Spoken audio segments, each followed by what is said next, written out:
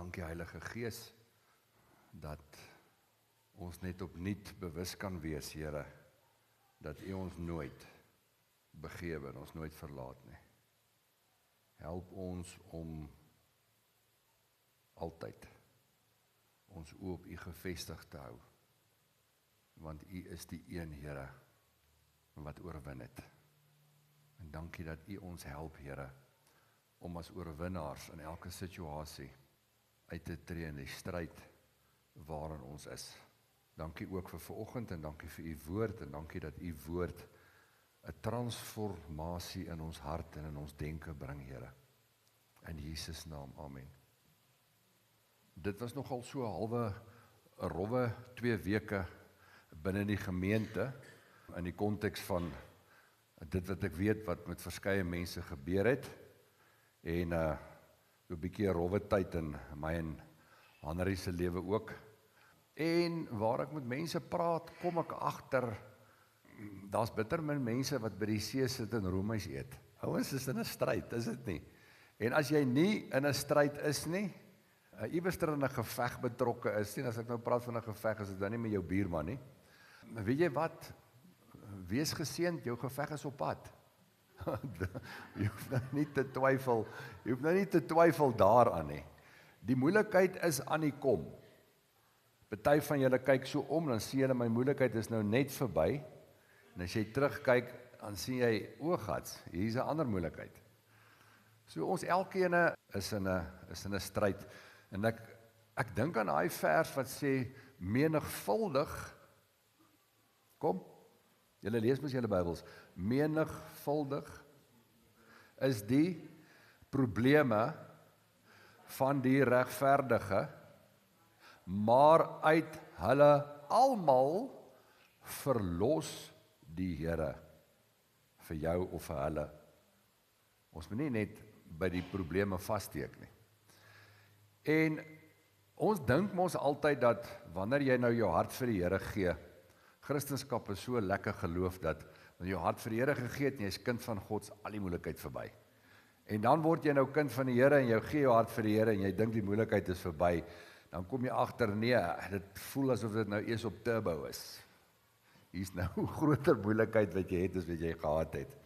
En ek het bietjie gedink oor hierdie ding en ek wil vanoggend bietjie met jou praat oor die geveg waarin jy betrokke is. En ek wil begin deur te sê dat ek weet nie of jy daarvan gaan hou wat ek vir jou gaan sê nie, maar weet jy wat, gaan dink maar daaroor, dit is die waarheid. Jy is gebore vir oorlog. Jy is gebore met teenstand voor jou. Jy is gebore om vervolging te geniet. En as jy dit nie soek nie, sal dit jou kry. Ek word nou, waaraan kom jy? Ek meen, dis die grootste dwaling wat ek nou nog ooit van gehoor het hier van vooraf.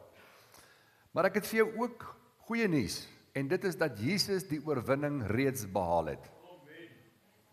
Ek en jy moet dit nie vergeet nie, want baie keer is ons op die plek waar ons so oorweldig word deur hierdie geveg waarin ek is, deur die vervolging, noem dit net wat jy wil, die moeilikheid, dat ons vergeet dat die oorwinning is reeds behaal in elke situasie. En die geheim om deel te wees van daai oorwinning, om die oorwinning te smaak, is ek en jy moet sorg dat ons reg geposisioneer is. En party ouens se moeilikheid is kort van aard, party ouens se moeilikheid is langer van aard. Ek wil nie met jou praat oor jou moeilikheid nie, want ek het nie vir jou 'n oplossing nie. Gaan praat met die Here het vir jou 'n oplossing. Maar wanneer ek na die skrif gaan kyk, en ek sien dat God vir Adam en Eva in 'n tuin geplaas het, met die naam van Eden, het hy vir hulle opdrag gegee om te sê, bewerk, bewaak en vermeerder. Bewerk, bewaak en vermeerder. En God se gedagte was, dat hierdie tuin onder die heerskappy sal kom van, kom ek noem dit, goddelike heerskappy. En so moes Adam en Eva op 'n plek kom waar die tuin van Eden se grense verskuif word, totdat die hele aarde op 'n plek sou wees waar dit onder God se heerskappy sou staan. Nou ja, ek wil nou nie met jou praat rondom dit vanoggend nie, maar die geheim van Adam en Eva se heerskappy was gevind in die feit dat hulle in die aandwind met God gewandel het. En ons het laas Sondag vir mekaar gesê, die woord wandel is die woord halak, dit beteken om in pas met God te kom. En daarom is dit baie belangrik dat ek en jy weet, dat ek en jy is geroep om in pas met God te wees. Gaan luister laasweek se preek, en dan het ek 'n bietjie meer daaroor gepraat. So, die grootste wapen wat ek en jy as Christen vandag het, is om te weet dat God met jou is. God is met jou. Jy kan wapenrustings aantrek en uittrek en maak net wat jy wil. As jy nie op die besef is dat God met jou is in die situasie waarin jy is, het sy of jy hom veroorsaak het sy of dit 'n vyand is wat dit veroorsaak het, maak nie saak nie. Sy naam bly Immanuel, God met jou. Enige situasie waarin ek en jy onsself bevind, ontketen 2 reaksies in my en jou. Geloof en vrees. Enige reaksie. Het ek en jy 'n keuse. Wat gebeur in ons? Geloof en vrees. En hierdie is nogal moeilik. Dis nogal moeilik om geloof te behou wanneer dit so bietjie donker raak om jou. Wanneer dit sleg gaan.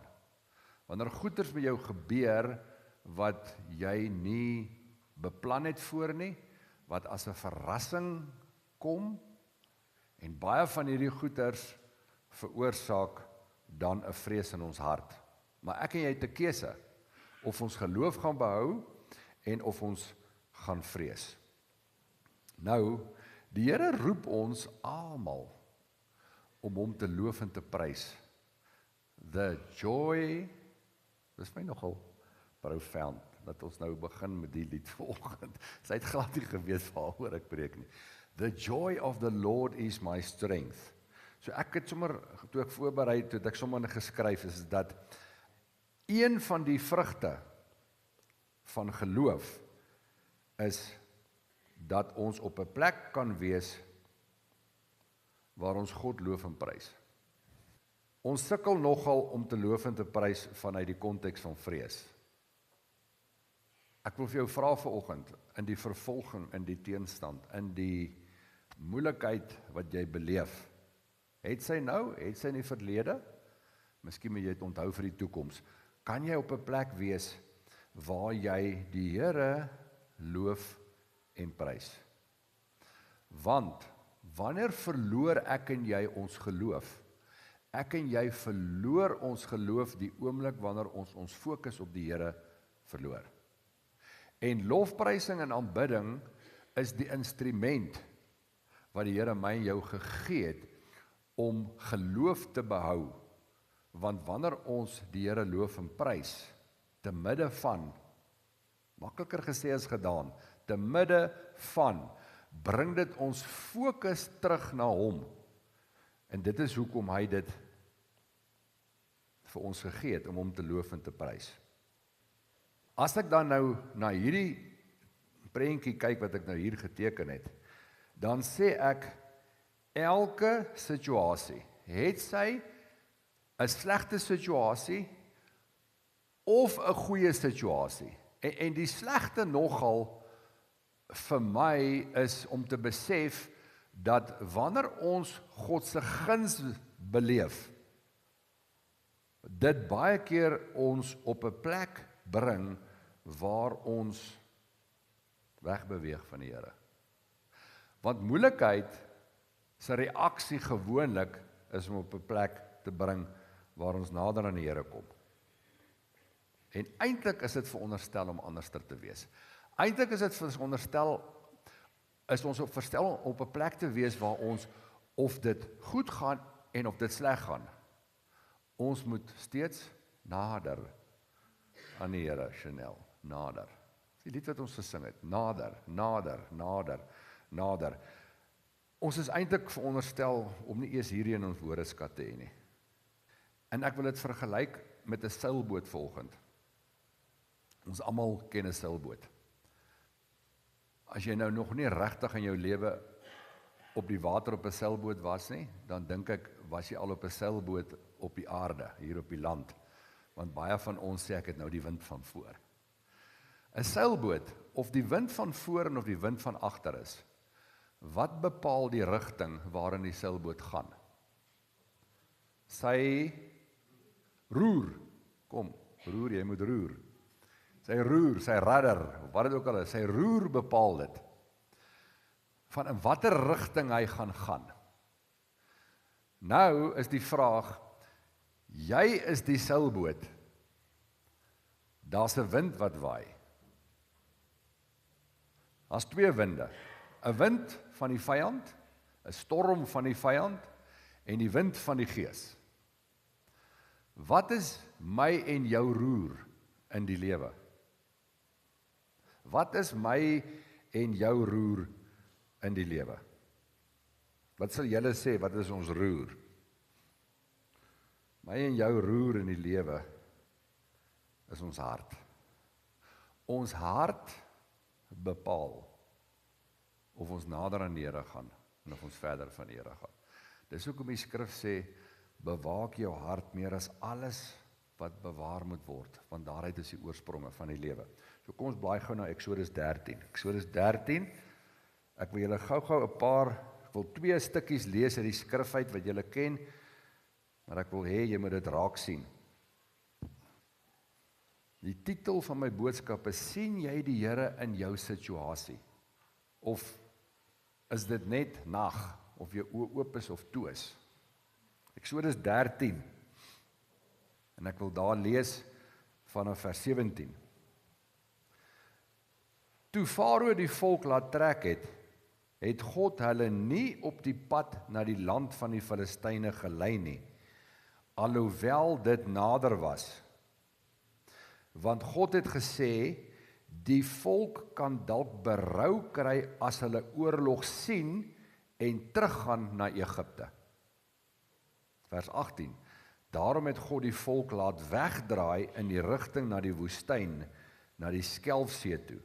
En die kinders van Israel het goed gewapend uit Egipte land opgetrek. Hierdie gedeelte sê vir my, onthou, die hele motief agter Israel se trek uit Egipte uit na 400 jaar was om God te aanbid. En hier lei die Here hulle uit en die Filistyne is in die pad. Nou dis interessant as jy die skrif lees, dis algemeen bekend, dat wanneer jy die Ou Testament lees en die geskiedenis van Israel lees, dan kom jy agter dat daar was sekere oorlogssituasies waarin die volk hulle bevind het, wat God die oorlog geveg het en die oorwinning behaal het. Die volk het niks gedoen nie, of feitelik niks nie. En dan was daar situasies gewees, waar die volk fisies in die geveg betrokke was, en God het deur die feit dat Israel oorlog gemaak het, vir hulle die oorwinning gegee. Maar daar was ook gedeeltes gewees en oorlog gewees waar hulle as gevolg van ongehoorsaamheid die oorlog verloor het. Goed, as ons nou gaan kyk na my en jou lewe, dan kom ek agter dat ek ken ook mense en ek het ook praktiese ondervinding in my eie lewe, dat waar ek my vasgeloop het in 'n muur, waar ek teëstand beleef het, waar ek in 'n geveg betrokke was daar kere wat dit my nader aan die Here gelei het. Maar daar was ook kere waar, voordat ek my kon vang, het ek agtergekom, weet jy wat, hierdie situasie het my op 'n plek gebring waar ek eintlik wegbeweeg het van die Here af. Dit het my op 'n plek gebring van moedeloosheid, dit het my op 'n plek gebring van twyfel in die Here, en baie mense is op 'n plek in hulle lewe waar hulle in 'n free fall beland het, soos wat Jona in 'n freefall beland het. Absoluut weg van die aangesig van die Here af. En as ek en jy bietjie gaan kyk, miskien sê jy kan identifiseer met persone wat sê, weet jy wat, hulle is weg. Nog nooit teruggekom na die Here nie. En die rede daarvoor is legio rondom dit. Rede daarvoor is legio. En dan as mens hierdie gedeelte verder lees, dan kom jy agter 'n paar weke later was Israel weer in 'n situasie met die vyand voor hulle en hulle die vyand aangevat en die vyand oorwin. So, dit het nog nooit gegaan. Luister mooi wat ek vanoggend vir jou sê. Dit het nog nooit gegaan of die Here die oorwinning kan gee en of die Here nie die oorwinning kan gee nie. Dit het nog nooit daaroor gegaan nie.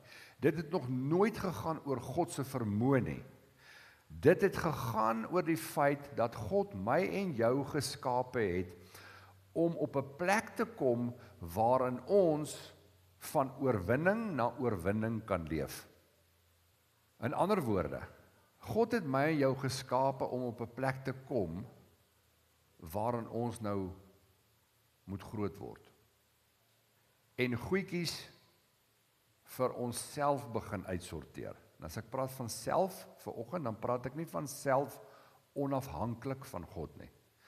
Ek praat van God wil hê dat ons moet kom tot volwassenheid. Dat hy nie alles vir ons hoef te doen nie. Prakties, jy en jou kind, is nou tyd dat jy groot word, my kind. Daar is sekere goedjies wat ek nou nie meer vir jou gaan doen nie. Pa en ma is nog altyd daar om vir jou raad te gee, altyd daar om jou by te staan, maar weet jy wat? Jy moet nou groot word. Ons praat van die groot mens lewe. Julle weet wat ek van praat, né? So, ek wil dit weer sê, wanneer ons dan teestand beleef, is daar twee dinge wat gebeur in ons lewe. Ons groei in geloof of ons groei in vrees. En as ek op 'n plek kom waar ek groei in vrees, dan kom ek op 'n plek in my lewe waar ek myself posisioneer om dalk nie die oorwinning wat Christus behaal het te kan smaak nie. Nie in al die gevalle nie. Want ek laat my nie vertel, Gideon het die liedjie gesing, ek is 'n dapper meis, kyk hoe stap ek deur die huis, toe hy na die Midianiete toe gegaan het met sy 300 man nie. Ek dink sy broek het gebewe. Maar, ek en jy moet besef, dat ons kan nie toelaat, dat vrees ons in so mate oorweldig, dat Molshope Drakensberg reekse word nie. Ek en jy is geroep om in elke situasie die oorwinning van Jesus te demonstreer wat klaar deur hom behaal is. Filippense 4 vers 13 sê, ek is tot, hoe nou? Alles. Weet julle wat beteken alles? Ja, dis reg. My skoonma het ook die boek gelees. Daar was 6 Amerikaners wat hulle doktoraal geskryf het oor wat die woord alles beteken, en hulle tot die konklusie gekom, alles beteken alles. Ek is in alles, tot alles in staat, deur Christus wat my die krag gee. Maar dis die geheim, deur Christus wat my die krag gee. Goed, dis die een gedeelte, is hier waar God vir Israel weggelei het. Nou is daar 'n ander gedeelte. Kom ons blaai na Lukas 8. Kom ons blaai na Lukas 8, dan lees ons daar so 'n paar verse. Lukas 8, Matteus, Markus, Lukas. Ons maak daar oop bietjie, ons gaan kuier bietjie daar by die dokter vanoggend. Lukas was 'n dokter. Lukas 8 vers 22. Dis toe Jesus vir sy disippels gesê het, vaar oor na die ander kant. Vers 22 sê, en op een van daardie dae het hy en sy disippels in 'n skei gegaan, en hy het vir hulle gesê, laat ons oorvaar na die oorkant van die see, en hulle het weggevaar. Terwyl hulle seil, raak hy aan die slaap. Toe kom daar 'n stormwind op die see af, en die skei het begin vol word, en hulle was in gevaar. En hulle het na hom gegaan en hom wakker gemaak en gesê, meester, meester, ons vergaan. Hy staan toe op en bestraf die wind en die watergolwe, en hulle het bedaar en daar het 'n stilte gekom, en hy sê vir hulle, waar is julle geloof? Hier sit mense vanoggend hierso, wat se bootjie besig is om vol water te raak. Ek Ek wil nou nie sê jou hand opsteek, wie weet wat ek van praat nie, maar ons was al almal in so 'n situasie. Iewers sien jy hierdie boot vol water en hy gaan sink. Jesus lê in die skei en slaap. En dan sê vers 24, hulle het na hom gegaan. Hulle het na hom gegaan. Kan ons dit bietjie anderster maak vanoggend? Hoe gaan jy na die Here? Dirkie? Hoe gaan jy na die Here? Jy bid. Niks anderster nie. Jy gaan praat met hom. Gebed is om met God te praat. Hulle het na die Here gegaan en hom wakker gemaak en gesê. Partykeer voel ons ook die Here is vas in die slaap. Maar die Here sê vir ons in die skrif, hy slymer in slaap nie. En ons gaan na hom in gebed en ons sê vir hom, Meester, Meester, Here, Here, kan jy nie sien nie? Is jy blind? Hy het opgestaan, die wind bestraf. En toe hy daarmee klaar is, toe sê hy vir hulle, waar is julle geloof? Hoekom het Jesus vir sy disippels gevra, waar is julle geloof? Hoekom het hy daai vraag gevra? Alet, jy sit nou hier naby my. As ek so ver kyk en blur alles, my oor raak swak. Hoekom het hy vir hulle gevra, waar is julle geloof? Hoekom het hy daai vraag gevra? Hy wou gehad het hulle moet optree. Is dit nie? Dis presies wat ons nou net gesê het. Waar is julle geloof? Want as julle die geloof gehad het van 'n mosterdsaad, het julle vir hierdie wyntjie gesê, hoor hierso, wees nou stil. So, waarmee was die Here eintlik, as ek die woord kan gebruik, teleurgesteld? Hy was teleurgesteld in die feit dat hy gedink het, ek praat nou uit die konteks van ouers met kinders, dat hy gedink het, hulle is nou groot genoeg en volwasse genoeg om nou hierdie probleem self op te los. En waaragtig, hy moet dit nog steeds vir hulle doen. Nou jy kan nou net sê, einde of halleluja, dis al. Die Here wil hê, ek en jy op die plek kom, waar hy nie meer alles vir ons doen nie, maar waarin ons op 'n plek kom, waar ons dit self doen. En as ek praat van self vanoggend, dan praat ek nie van self sonder God nie. Ek praat nie van onafhanklik sonder God nie. Want Jesus sê duidelik, uit my eie kan ek niks doen nie. So, maar dit gaan oor self in afhanklikheid. Dis waaroor dit gaan. Ek en jy moet in afhanklikheid optree. En die Here wil graag, die Here het vir Adam en Eva gesê, ek gee die heerskappy, die autoriteit, die krag aan julle. God wil my en jou op 'n plek bring in volwassenheid, waarin ons, as ons in sy skoene sou staan, kan optree, soos wat hy wou gehad het. Ons moet optree. Dis die begeerte van elke pa en ma, vir hulle kinders, nou nie heeltemal in alles nie, want baie keer sê ons moenie doen wat ons gedoen het nie, maar om op 'n plek te kom waar ons kinders die regte besluit sou neem. OK, hoekom kon Jesus in die storm slaap? Hoekom kon Jesus in die storm slaap? Die disippels het mal gegaan. In die dimensie waarin Jesus geleef het, is daar geen storms nie. Dis hoekom hy in die storm kon slaap. Jy het net autoriteit oor die storm waarin jy kan slaap. Praat jy nou vir jou, of praat jy nou namens my? Ek dacht jy praat nou namens my, en dan gaan jy nooit ophou kekkel nie. Ek en jy het net autoriteit oor die storm waarin ons kan slaap. OK, nou wil ek jou vanoggend ietsiekie vra. As ek nou my Bybel nou hierso vat, as ek nou, hier klomp goed wat in die Bybel staan, as ek vir jou sê, wanneer jy doodgaan, gaan jy hemel toe, glo jy dis die waarheid, of glo jy dis bloot 'n akademiese konsep? Dink julle daar so 'n plek soos die hemel? Regtig? Hoekom is julle dan so bang om dood te gaan? Hulle sê dis beter as hierso ook. Glo jy dit regtig? Hoekom wil ons dan so lank hier bly? Dit wat hierin staan, is nie bloot net akademies van aard nie. Dis nie net bloot 'n teorie nie. Dit wat in hierdie woord staan, is geskryf vir my en vir jou, omdat God wil hê dat ek en jy dit prakties moet beleef. Stem met my saam rondom dit. God wil hê dit wat hier staan moet ons prakties beleef. Beleef ons dit altyd prakties? Nee, maar hy wil hê ons moet dit prakties beleef. Anderster plaas ons 'n vraagteken rondom al die goed in die Bybel. Is dit regtig die waarheid of is dit net 'n teorie? OK, nou sê die skrif, ek en jy, as gevolg van die kruisiging en die opstanding van Jesus, sit waar? Ons sit in hemelse plekke saam met hom. Is dit teoreties of wil God hê ons moet dit prakties beleef? Hy wil hê ons moet dit prakties beleef. God wil hê ons moet beleef wat Jesus beleef. In die dimensie waarin hy leef, is daar geen storms nie. Aan die regterhand van die Vader in hemelse plekke is daar nie storms nie.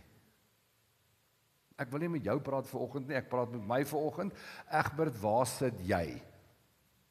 Waar sit jy? Want die mate waarin jy oortuig is van die posisie waarin jy sit, beïnvloed jou geloof direk. As jy weet, jy sit in hemelse plekke saam met Christus, en jy beleef hierdie moeilikheid, dan het jy nie vrees nie. Hoor jy wat ek sê? 'n laaitie wat 'n kwaai hond sien, is net bang as sy pa nie naby hom is nie. Dis al. As sy pa naby hom is hy nie bang vir die hond nie. Hoekom nie? Want hy weet sy pa gaan hom optel. Die disippels sê vir die Here, vir Jesus, meester, meester. Maar dit was bloot woorde. Die feit dat hy meester, meester was nie regtig dat hy meester, meester vir hulle was nie. Hy was meester vir hulle, maar hulle denke was nie vernemend genoeg om te weet, dat weet jy wat, ons gaan niks oorkom nie. Laat ons slaap, kom ons bestraf die wind. Want hy wat in my is groter as hy wat in die wêreld is. En dis die geveg waarmee ek en jy vandag sit. Die grootste geveg waarmee ek en jy vandag sit, is hier. En die geheim om te oorwin, is dat ek en jy op 'n plek moet kom, waar ons hom in elke situasie sien. En vrees is die ding wat ons wegtrek van hom af, en ons vergeet, dat ons nie alleen is nie. Jy sien, God se genade is altyd groter as die moeilikheid wat ek en jy in die gesig staar. Altyd. Paulus praat van God se genade wat absoluut net groter en groter en groter is. Nou Jesaja 60 vers 18 is 'n baie mooi versie. Jesaja is die messiaanse profeet. Hy sê die volgende, hy sê, van geweld sal in jou land nie meer gehoor word nie, van geen verwoesting of verbreking in jou grondgebied nie, maar jy sal jou mure heil noem en jou poorte lof. Die woord heil is die woord salvation.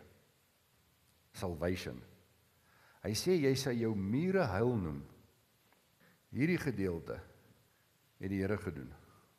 Die Here het my en jou gered. En hy sê jou poorte sal lof wees. En hierdie gedeelte is ek en jy se verantwoordelikheid. Want die skrif sê ons gaan sy poorte in met lof. Hy sê heil, redding. Hy sê ek het redding gebring. Hy sê maar ek en jy onderstel hom om te loof en te prys. Om sy poorte in te gaan met lof. Openbaring praat van die hemelse poorte is van wat? Rina? Van? Parels. Hoe word 'n parel gevorm? Onder? Druk en met irritasie. Dis wat hulle sê. Is ek nou verkeerd? Ek weet nou nie of hier ouens is wat PhD's in parelkunde het nie. Maar hulle sê dis 'n irritasie of 'n ding wat 'n parel vorm. 'n druk, 'n irritasie. 'n Diamant is 'n definitief onder druk. Maar hy sê ek en jy, die poorte van die hemel is van parels. So, ek en jy kan onsself nie red nie. Die Here het die redding gebring. Die Here het die redding gebring. My en jou verantwoordelikheid is lof. Maar Ons het 'n verantwoordelikheid om te leef in die rigting waar ons denke tot redding kom. En dit is om konstant op hom gefokus te wees. Die geveg is tussen die ore. Vergeet die duiwel nou eers vir 'n slag. Die geveg is met jouself, met die swart hond en die wit hond, wat binne in jou beklei. En die hond wat wen is die hond wat jy die meeste kos gee. Dis die hond wat wen. Nou is daar 'n ander vers. Ons het nou die ding vasgemaak van ons sit in die hemelse plekke. Maar nou is hier nog 'n ander baie moeilike ene. En dit is die versie in Romeine 8 vers 28. Hy sê alles, kom herhaal hom, jy hoef nie oop te maak nie. Alles werk ten goeie mee vir hulle wat na sy voorneme geroep is, ten goeie. Kan ek en jy op 'n plek kom waar ons dit vir onsself uitmaak dat die situasie waarin ek is gaan ten goeie meewerk? Ek en jy sien dit nie nou nie, maar dit is wat die Bybel sê. Dit is wat die skrif sê. Ek en jy moet op die plek kom waar ons die autoriteit, die waarheid van die skrif nie in twyfel trek nie. Wie van julle was in 'n situasie waarin dit baie sleg was, nag was, waarin jy nie gedink het hier's hoop nie? Hier kan niks gebeur nie, dis die uiteinde van die wêreld, die einde van jou. En dan as jy deur is en jy kyk om, dan kom jy agter. Dis nie dat ek weer lus is vir dit nie, maar dit het nogal ten goeie meegewerk. Is dit nie? Ja, hier's 'n paar hande. Ten goeie meegewerk. Wanneer ons dit glo, wanneer ons glo dat alles werk ten goeie mee, dan kan die gevolg hiervan wat wees? Wat wys vir jou jy glo dit nie? Die afwesigheid van lof. Maklik Santa, maklik Gerard. Maklike goed hier om oor te praat. Vreeslik maklik. Maar jy sien, ons leef baie keer die Bybel so. Ons is eintlik Romeis Christene. Ons glo alles as ons Romeis eet. En as ons met broccoli eet, dan glo ons niks meer nie. As dit goed gaan, is alles waar. En die Here is wonderlik. Maar as daar moeilikheid is, dan twyfel ons oor alles. So, wanneer ons dit glo, dan kan ons enigste reaksie wees om hom te loof en te prys in die aangesig van teestand. Hoekom? Want die Here gee ons 'n belofte, alles gaan ten goeie meewerk. Jy sien, ek en jy kan nooit die integriteit van die woord in twyfel trek nie. Ek en jy moet konstant sy beloftes, daar's 'n belofte, alles werk ten goeie mee. Ek en jy moet konstant hierdie beloftes van hom oor ons lewe kan glo. Konstant. Spreuke 3:5-6 sê, vertrou op die Here met jou hele hart en steun nie op jou eie insig nie. Ken hom in al jou weë, dan sal hy jou paaie gelyk maak. Dis 'n moeilike vers. Die woord ken is nie van daai man wat daar agter sit, ek ken jou. Ek ken jou. Ok, Egbert, wat is my naam? Nee, jy's nie, ek het jou naam vergeet. Hierdie is nie daai ken nie. Hierdie woord ken is om op 'n intieme vlak te ken. Hy sê, ken hom in al jou weë. Ken die Here op 'n intieme vlak. En hy sê jou paaie gelyk maak.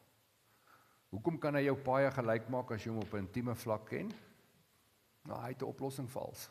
Hy staan die dag van môre en oormôre. Sien julle waar is ons geveg? Ons geveg is om geloof te bou. Ons geveg is om nader aan die Here te kom. En dis wat ek vanoggend ervaar het dat ek met jou moet deel vanoggend. So ek wil nou ons moet net oop toemaak vir 'n paar minute. Ek wil vir jou vra, wat is die geveg waarin jy betrokke is? En as jy in enige geveg betrokke is, nie prys die Here. Wat is die waarheid wat jy dan saam met jou gaan neem wat jy vanoggend gehoor het? Ek wil vir jou vra, wat is die geveg waarin jy betrokke is? Wat is dit wat 'n vrees in jou hart bewerk?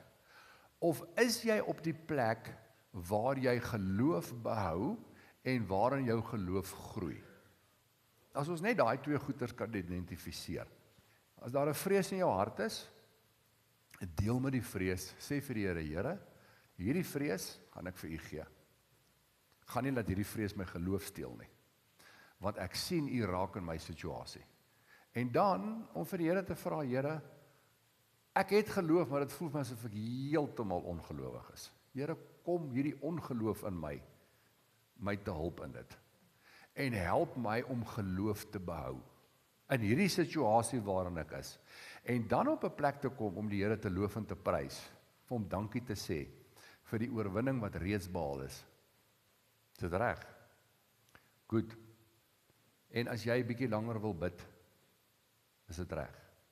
Maar ek wil nie hê jy moet vanoggend hier uitgaan, dat jy nie daai probleem gepinpoint het in jou lewe nie, en daai probleem aangespreek het nie.